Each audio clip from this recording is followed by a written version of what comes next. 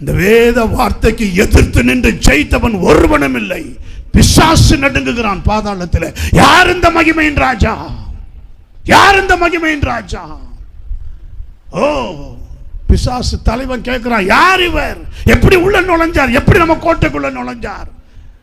யார் இவர்? மகிமையின் ராஜா உள்ளே பிரவேசித்திருக்கிறார். வாசல்களே, தலைகளை உயர்த்துங்கள், அநாதி கதவுகளே உயருங்கள். மகிமையின் ராஜா ஓ சாம்பருக்குள்ள நுழைஞ்சிட்டார். மரணத்திற்கும் பாதாளத்துக்கும் உரிய திறவுகோல்களை பிடிக்க கொண்டு போகிறதுக்கு வந்திருக்கிறார். ஹல்லேலூயா. அப்ப எழுதப்பட்டதுதான் அந்த சங்கீதம். மரணத்தின் தூதனுக்கு தெரியும் இயேசு யார் என்று. என்னை தானே கொஞ்ச நேரத்துக்கு முன்னாடி இட் இஸ் ஃபினிஷ்ட்னு ஜெயிச்சார். இங்க நுழைஞ்சிட்டார், பாதாளத்துக்குள்ள நுழைஞ்சிட்டார், காவலில் இருக்கிற ஆவிகளுக்குள்ளே நுழைந்து விட்டார். இனி அவங்களை சிறைப்படுத்த முடியாது. ஏதேனை சிறைப்படுத்தினோம், பாதாளத்துக்கு கீழே கொண்டு போனோம். இப்ப அது முதல் வானத்துக்கு கொண்டு போக போகிறார். நாம் தொலைந்தோம்.